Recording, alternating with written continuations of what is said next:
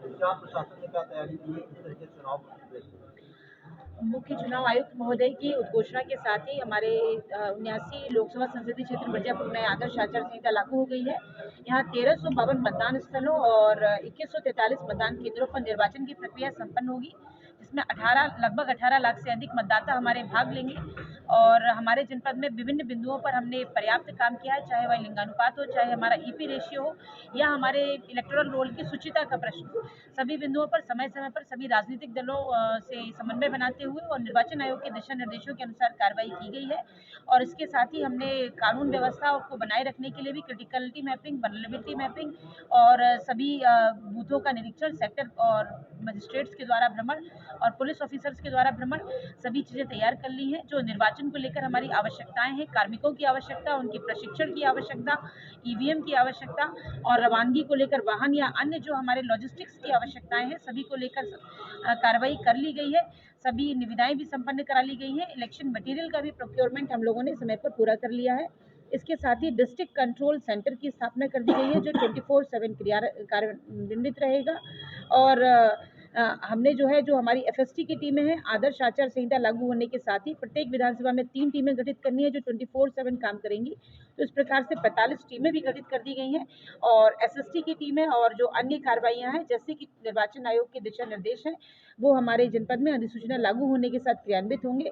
हमारे लोकसभा संसदीय क्षेत्र में 7वें चरण में निर्वाचन की अधिसूचना लागू होगी और 7 मई को ये अधिसूचना लागू होगी। 1 जून को हमारा मतदान का दिन है।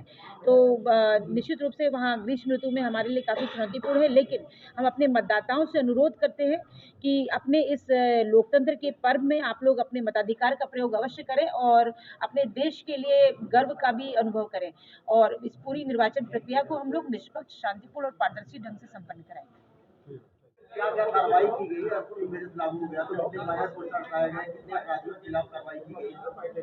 देखिए, जैसा कि आप जानते हैं कि आज माननीय निर्वाचन आयोग ने आज अधिसूचना जारी कर दी है। तो जैसे ही ये जारी हुई है, तुरंत हम लोगों की टीमें एक्टिवेट हो गई हैं और जनपद में हर जगह पर हमारी और जो संबंधित नगर पालिका, नगर पंचायत की टीमें हैं, वो जाके जितने भी बैनर्स, होर्डिंग्स जो हैं पॉलिटिकल, उनको हटाया जा रहा है।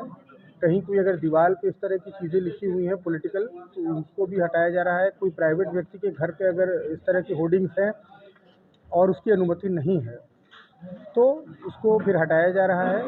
इसके अलावा जो है जो भी तमाम तरीके के जो रूल्स होते हैं हमारे मॉडल कोड ऑफ कंडक्ट के, जैसे कि कोई व्यक्ति अगर हूटर सायरन का प्रयोग कर रहा है, कोई अनावश्यक झंडे लगा रहा है अगर उसकी अनुमति नहीं है, उन सारी चीज़ों पे लगातार कार्रवाइयाँ हम लोग की शुरू हो गई हैं।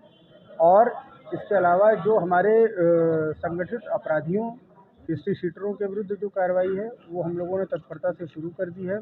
आज भी हम लोगों ने कई सारे जो वारंटियों को पकड़ा है। एक जगह हम लोगों ने एक अफ़ीम की खेती हो रही थी, उसको पकड़ा है। इसके अलावा अवैध शराब पर हम लोग का विशेष फ़ोकस रहेगा और जो क्रिटिकल पोलिंग स्टेशंस हैं और जो वल्नरेबल पॉकेट्स हैं, उनका लगातार हम लोग भ्रमण कर रहे हैं और उनमें ऐसे व्यक्ति जो कि किसी भी प्रकार से बाधा पहुंचा सकते हैं, ऐसे व्यक्तियों को आइडेंटिफ़ाई कर लिया गया है और उनके खिलाफ प्रभावी कार्रवाई कराई जाए।